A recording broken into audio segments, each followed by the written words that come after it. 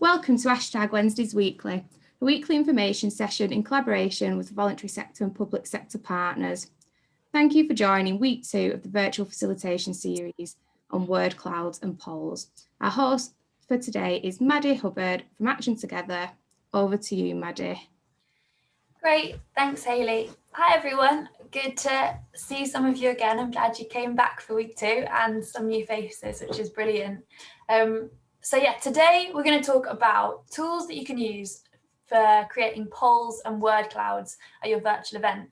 So there are a few different ones. I've kind of mentioned here Mentimeter and Slido. I'm actually going to focus on Mentimeter, but they pretty much work identically. So everything I kind of share today will also work for Slido if you prefer that one. And Hayley's very kindly going to do the slides for me. So if we go on to the next one. So what we're going to do today, we're going to do a bit of an intro just about kind of the challenges of running big virtual events or meetings and how to make those engaging and interesting. We're going to look at this particular tool and how that can be useful when you're wanting to work with bigger groups. And we're going to get a chance to try it out and then ask questions at the end. And I imagine we probably won't need the full hour. I imagine we'll be done in kind of half an hour or so. So it's just like a nice, quick, accessible intro to the tool. So Hayley, if you go on to the next slide, we're going to start just with some introductions in breakout rooms to get to know each other and set the scene a bit. So we're going to send you off in a minute in breakout rooms with 3 people just to introduce yourselves and chat a bit about your experiences of going to those kind of bigger online events or workshops and what made them good. Because I think, as I said last time, a really important part of being a good facilitator and doing these things well is understanding what it feels like when it's either good or bad. Chatting about good experiences and what made them engaging is the starting point. So we're going to send you off, I think we're going to go for 6 minutes. You've got kind of a couple of minutes each or just for a good conversation. So if I send you now. Great, so welcome back. Hey, if we go on to the next slide. So the tools that we're talking about today are particularly useful for larger virtual events and workshops. And I just wanted to chat a bit about what changes in how you design for that kind of event when we're doing it all virtually rather than, I'm just going to mute all of you. There we go. When we're doing it virtually rather than in person. So I think in terms of design, you should never expect people to have a decent conversation in groups of more than kind of 6 or 7. And actually often I aim for much smaller than that. If you kind of are sending people off to breakout rooms, for example, people always think it's too short. As you guys said today, like the shortest 6 minutes you've had. So the smaller the group, the better a conversation you can have in a short time. But beyond 6 or 7, people really struggle to, actually have a good conversation with each other. Another thing, just because I really would like more events to kind of take this on board, is just don't do death by feedback. If you send people off to do something, don't then kind of go around the room and get everyone to feedback, or it just drains the energy from the session. And then the one I mentioned last time that I'm going to keep plugging is the 7-minute rule. That beyond about 7 minutes of talking at people just start switching off and they go on Twitter or their emails. So always kind of build in really regular collaboration breaks, something different to keep people engaged. In terms of participants, a couple more, sorry, Hayley. Participants, virtually it's much easier to lose people if you're running a big virtual event rather than in person, because in person you kind of zone out a bit and then get back in the room. Whereas if it's virtual, kind of once you've stopped paying attention, it's quite hard to get back into the meeting and kind of connect with what's going on. So try and offer regular breaks to help people kind of manage that, but also just acknowledge the fact that that's difficult and acknowledge that we've all got so many things competing for our attention and it's really hard to be present, and just help people kind of make the decision to focus on the meeting. Be like, we've got an hour together, let's be present for each other. And then finally, with accessibility, I think it's always worth considering different ways of contributing. So you don't expect people to speak in front of large groups, or maybe you give them a chance to write or to do other ways to share their ideas. And just be aware in terms of accessibility of the chat as well, because for some people it can be really distracting. Or I think if you've got a screen reader, for example, it can start speaking over the person doing the event. So it's just worth considering that. And then my disclaimer that I'm going to do for all of these events is that tech won't save us. So adding tools like the one I'm going to talk about today isn't going to replace thinking about all those different things about how to make your meeting or event accessible and inclusive and engaging, so they can be helpful. But every time you add a tool or every time you add a new thing people have to get their head around, you're going to lose some people. Some people will get confused or feel excluded, or it just won't work for them. So always be thoughtful about who your audience is and why you're using this, rather than just throwing kind of shiny things at it to kind of replace the feelings that we used to have of being able to all be together in a room. So having said that, today we're going to talk about polls and word clouds as something you can use in your virtual events. So the tool, so first I'll say why they're useful. So in the next slide, Hayley, they're really helpful to gain kind of quick insight from the room. So a snapshot of what people think, how they feel, what's important to them. It helps engage people in the topic and get them thinking about their own experiences of it or their opinions. You can gather questions from the room about what people don't understand or what they're interested in learning more about. And it can just make your events more visual and participatory. So if you do have to give people a lot of information, building in these at regular intervals at least wakes people up a bit and switches on their brain and helps them get into kind of a different way of participating. So the one I'm going to talk about today is Mentimeter, which is really similar to other websites like Slido, for example. I just like it because I think it's a bit nicer in its design, but it doesn't actually, everything we talk about today also works for those other ones. They're very similar. And it's free for kind of 2 questions and really easy to use. And beyond that, you can pay for an account. But generally, we've got one you can borrow, or generally like 2 questions is still a really good number for a relatively short event. So when you go onto the website, there's 2 things that are worth noting at the top. That enter code to vote. That's if you're at an event where they've given you a code, that takes you to all the questions and the things. So if you're giving someone a code, it's useful to know that's where they put it in if they're a bit lost about how to go to the next step. But for you, what we need is this kind of login or sign up button over here. And to create an account, all you need is your name, your email address, and you make a password. Don't give any kind of account detail, bank details or anything like that. So once you're logged in on the next page, you'll get your kind of homepage. So below is the list of presentations you can go to that you might have already set up, or that button there is to create a new one for a new event. So it's it stores them all and keeps them for you, so you can go back to ones you've done in the past. So once you create a new event, press new presentation, you'll get to this page. And first I'm just going to teach you how you would share it with other people, and then we'll kind of look at how you can use it in different ways. So up on the top right is the share or the present button. So when you click the share button, you get this option that pops up on the screen. Hayley, so just the next slide if that's all right. So there are 3 ways that you can, if you want to get people at your event onto it, you can give them to access. There's a QR code, so kind of like track and trace when you're going in somewhere. You can use your phone and it immediately takes you there. There's a voting code, so you send them to the website, and you remember that box at the top of it, they just put in that string of numbers and it takes them there. Or there's a link they can click, so kind of like a Google Doc or anything, takes you to the website, takes you directly there. So those are the options. I tend to just use the voting code. I think that's probably the most accessible of those 3. And then when you click present, it just becomes like a slideshow. It takes up your whole screen, and as people are answering, it starts to build up a picture of what their answers are. So that's how you kind of get people to use it. And then in terms of how you can use it, what's useful for you, it's basically like a PowerPoint. So on the left, you can add a slide, and on the right, you choose what type of thing you want to do. And so I'm just going to go through each of them to have a bit of a chat about what they are and how you might use them. So the first is multiple choice. So just a bar chart set amount. It's kind of like a voting system. And I think this is most useful for kind of an icebreaker or a bit of a temperature check in the room.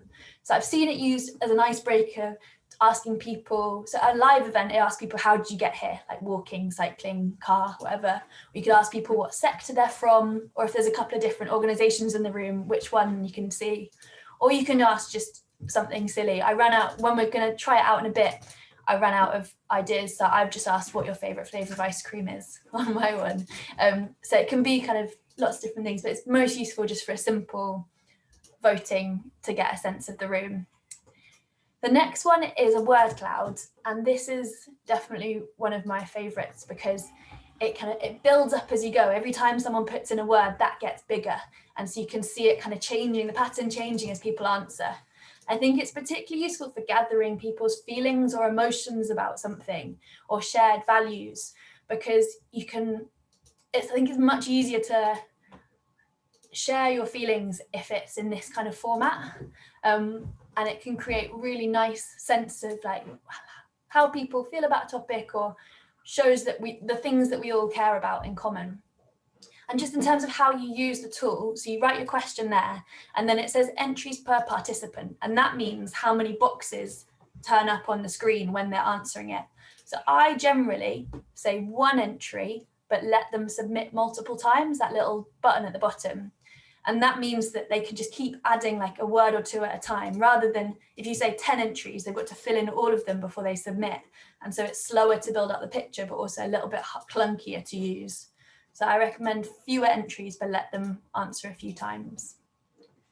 So the next one is a scale. So this is where you're gathering people's opinions about something.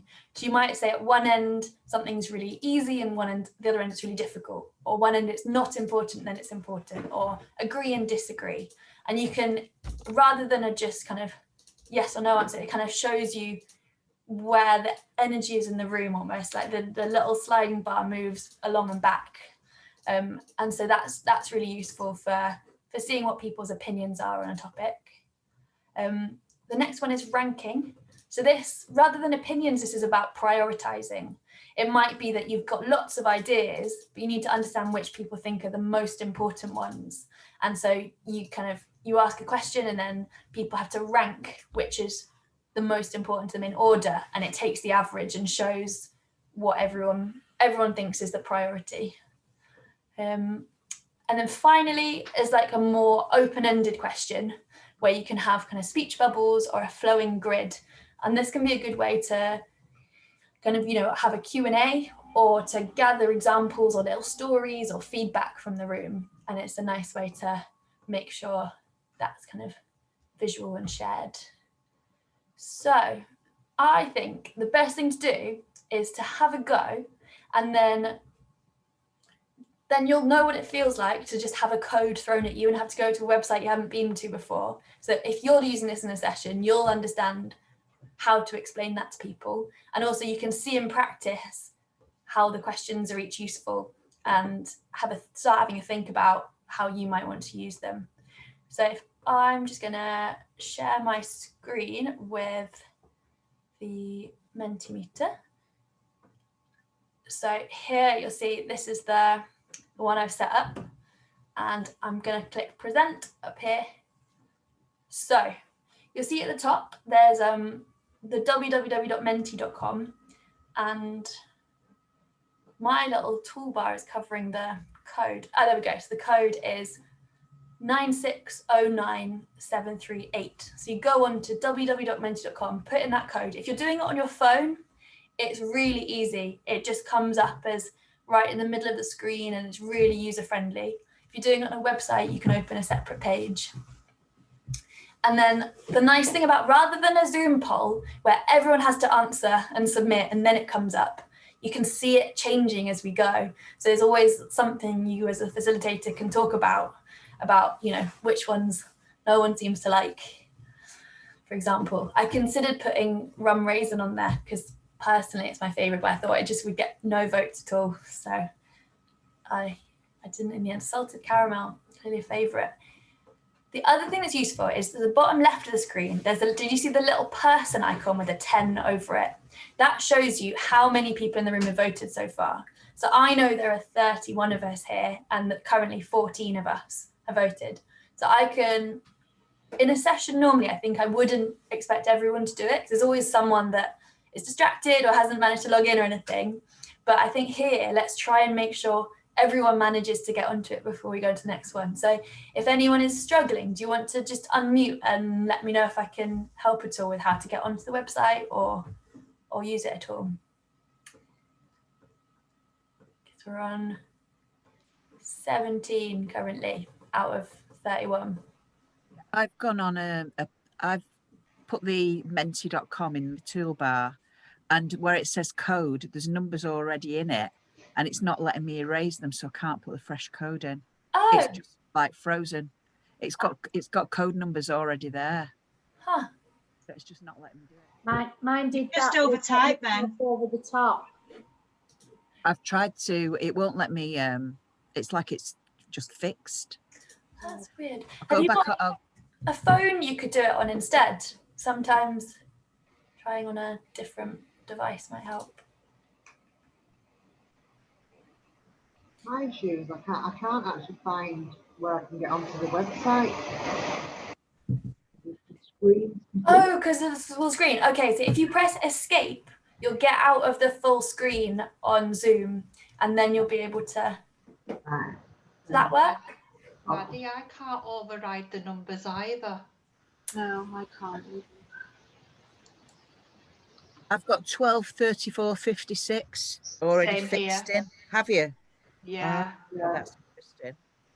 I've just done it on my phone, so I can leave the screen there. So whether that's made it easier. Yeah, Isma and Deborah, if you have a smartphone that you can go into on, then I think that's the easiest way, because then you can still have the screen of Zoom in front of you, and then it's quite well designed, the smartphone website. I'm having the same problem. Yeah, I'll try it on the phone now.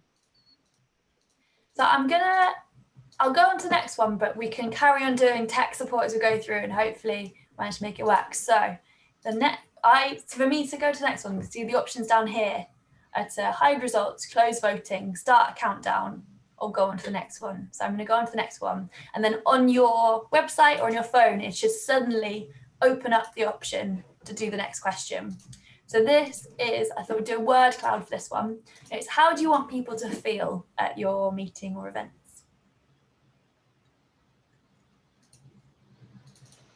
I've got the same problem on the phone as well. I've got the same code number, 123456.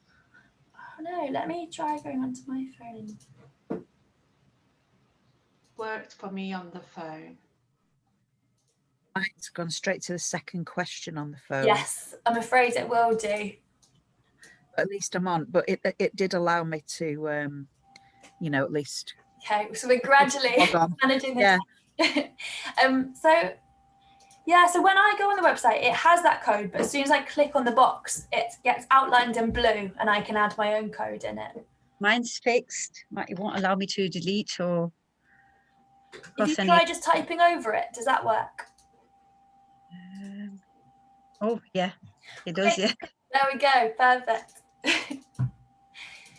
No, it's good to hear all the challenges and figure it out together.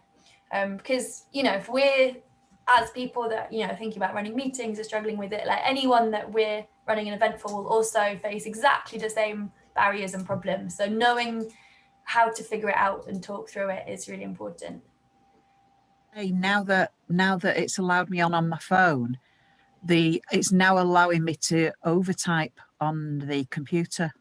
Oh, it wasn't at first. It wouldn't take any kind of number at all, but it's allowed me to do that now. I thought Menti was going to show me up for a bit. Okay, great. So that's word clouds, and it's really nice how they kind of move around. It's nice colours. I think it's a huge event. It's a really nice way for everyone to do it, and it doesn't matter if everyone doesn't get onto it, because you can still get something just from seeing the words.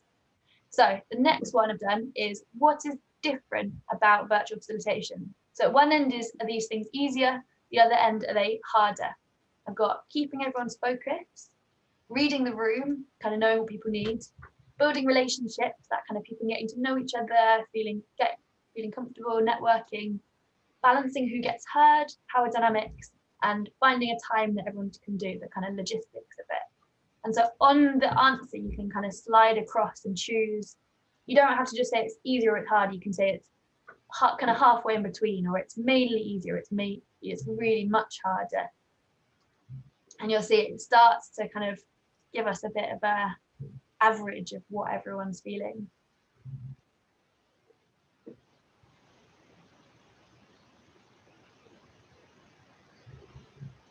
Yeah, I definitely agree with that kind of reading the room being right up there. It's so strange just having everyone in little boxes and trying to flick through and see if there are people that look confused or aren't sure what's going on.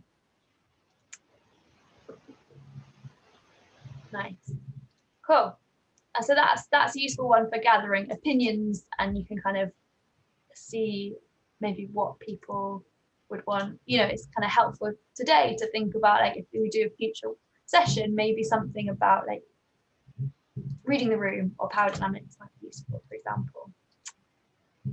So the next one is we're going to do a scale this time, so you have to rank them. And this one is, what are the most important qualities for a virtual facilitator?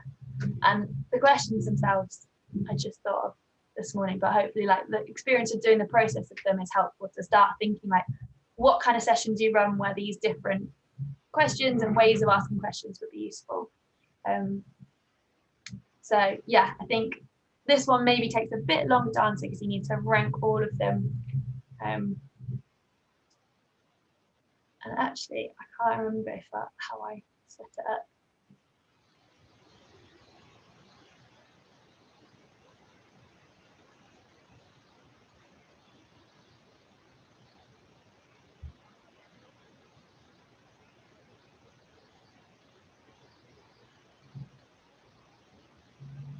Ah, okay. So that's interesting. So the way I set it up was you have to answer them one at a time. You can also do that, you have all of them and then you drag them into order. I think that's what I meant to do, but you can see. And this is useful. So often you might in a session have like a big kind of brainstorm. We try and gather lots of ideas from people, which is great, but then actually knowing what you should focus on and what's more important is difficult. You can't go away with kind of 20 actions and put the same amount of energy into each of them. So getting people in the room to say what do we prioritize, what's most important, can be really helpful, and having a tool to do that kind of democratically. Almost like if you're in a session, you might do dot voting, for example, and get people to go around and you've got a certain number of dots to put on things that you think are more important. And this is a virtual way of doing it with lots of people a bit more easily. So I'm going to move on to the final one now, which is how could you use Mentimeter in sessions that you run?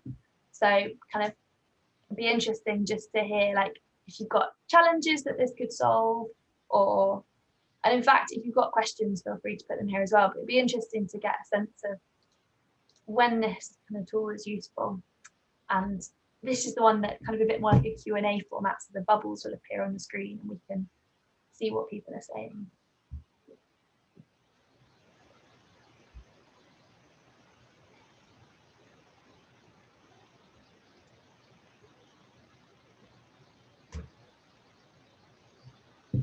Great, yeah, it's really good for feedback at the end of sessions, definitely.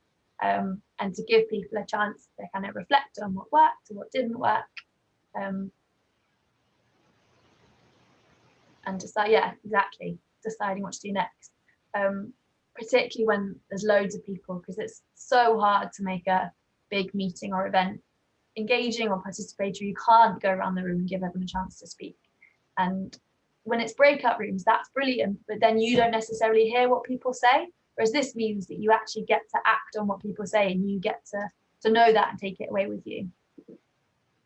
And, you know, it says about evaluation session, you can then download these as images, and having a word cloud as the front cover, a picture within that, is a really nice way to make it just look nicer and more visual if you're having to report on something.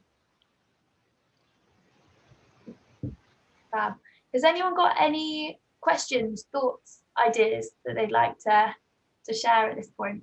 Because we've been kind of through all the different types of questions now, and how they might be used. But Maddie, can I just come in? It's Tracy from Healthwatch Rochdale. Just to say, it seems like for some people, if they're not very IT literate, they may struggle flitting between the Zoom and going to the Menti website and vice versa.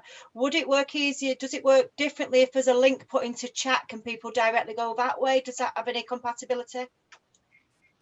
Yeah, no, I think you're right. I think it's definitely tech-wise trickier for some people than others. I'd say the best way it works is if people have smartphones. I think that's the easiest way to do it if possible, because then they can have the answer questions in front of them and then see it as well. If they have to do it on the computer, I think you can put the link in the chat for people to go through to it, but they're still going to have to kind of go backwards and forwards is the problem. So it's definitely, it's not perfect, definitely. Yeah. And I guess we've also done lots in a row, whereas you might do one question and then have a bit more of the session, then do another question. So it's not quite as having to like jump as much between them if you're using it. Yeah, so maybe really stressing that at the start to people about if they've got a smartphone, it might be easier, might be useful. Brilliant, yeah, thank you. No problem. Maddie? Yes. As the person who's created this poll, can you tell if everybody's been able to log on, just in case they're not confident enough to say, well, hang on, I haven't logged on? Yeah, exactly. So what you can do is I can see how many people are on those Zoom calls. We've got 31 people here, and I can also see how many people have answered the question. So this one is different because you can answer it more than once. But on the first question, we can just answer it once. I can see the numbers go up. So I could see when half the room had done it, and I can wait until everyone has done it if I want to. If it's really important that, so you could use this at an AGM, for example, and make sure that everyone in the room has voted before you move on. And yeah, it's possible to check. Any other thoughts or questions or ideas that people have? I'd be interested to see if anyone's got any kind of things coming up that they might use this for, that it feels helpful for. Can I just check one thing, Maddie, because I'm thinking about how to use it with students. When you say you can check that people have responded, is that just a number, or can you check the individual names of people that responded? Oh no, it's just the number. Right, thank you. Can I ask a question? It's with regard to Zoom, and I wonder if you could say a little bit more about how the Zoom function for polls is different from this. Yeah, so you can set up a Zoom poll, which I guess if you're with a group of people that you think wouldn't be confident going onto this website, but you really need to do a poll, then yeah, Zoom does have that function. I'd say that it's relatively clunky. So Zoom, I think it's basically like choosing options. For example, there's fewer types of polls, but also everyone has to answer, and then the person running the Zoom meeting chooses to publish results, and then they appear. So that it can often be that people, for quite a long time, people are struggling to answer it and don't want you to publish results and close the poll yet. But that means you're kind of just sat there waiting for some people to figure out the tech and some people not being sure. So I think for something a bit more visually engaging, because this changes as it's happening, it just makes it a bit nicer for big events.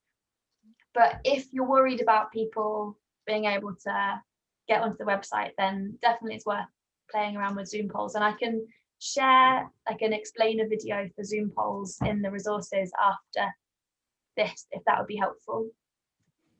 Thank you. Can I ask, Maddie, you're doing this as someone who has a paid account with Menti, is that right? Yeah, so because I wanted to show you one example of each type of question. So that's why, yes, so it's with a paid account. So with a free account, you can do 2 different questions of any of the types. And you can also do the Q&A feature where people can submit questions on there and that as well. So you get 3 basically. Could you get around it in a session by having, usually there's multiple presenters with free accounts? Yeah, You could, as long as people wouldn't get confused about the different codes, you could definitely get around it and be creative. Yeah. Maddie, if people are doing it on the phone, do you set up this Menti first? Do you copy the link and then do you put that into the chat? Is that how they would access it? So there's a few different ways. I guess if they're on Zoom on their computer, they're accessing it on their phone, the most useful thing is that string of numbers at the top, because then they can just put that in on the website on their phone. But if they're going on their computer, you can also put a link in the chat and then they can just click through. And there is a QR code as well. So if you're with kind of really tech savvy people, you can just put a QR code on your PowerPoint presentation and they can scan it with their phone. It takes them there. But to be honest, I've never tried to do that. I'm sure it would work. Yeah. Okay, thank you. Cool. Anyone else? I'm just gonna check the chat to see if there's any more people. Cool. If there's no more questions at the moment, I just want to do a bit of a plug for the upcoming sessions, the rest of this series. So this is number 2 of a series of 5 sessions about tools for virtual facilitation. So last week we did virtual whiteboards, and you can have a look on YouTube for that. Next week we're having a break because it's half term, so we thought lots of people might not be in work. And after that, when we come back, week 3 is creative uses of breakout rooms. So this is kind of a little bit more digging into kind of virtual facilitation techniques and methods. And it's looking at liberating structures in particular. So these methods for how to make your meetings more equal, more collaborative, and the ways that you can use breakout rooms to do a few of those different methods. So I think that'll be really helpful, hopefully. And I'll also make sure we kind of do a bit of just the basics of how you do a breakout room, as well as the kind of more complicated, what you can then use them for in sessions. Week 4 is collaborative note taking. So it's ways that you can use Google Slides and Google Docs to collectively write or share ideas, or, you know, take notes from a session. And week 5 is just a virtual facilitation clinic. So bringing challenges, ideas, problems that we can solve together, maybe taking a bit of like an action learning approach to that. And you can sign up to all of them on the website. So you just go to actiontogether.org.uk/Wednesdays weekly for that. So yeah, it won't be next week, but hopefully see you the week after. I'll stop sharing now. So unless anyone has any final questions, I think we'll leave it there. Thank you so much, Maddie, for that. It was really useful.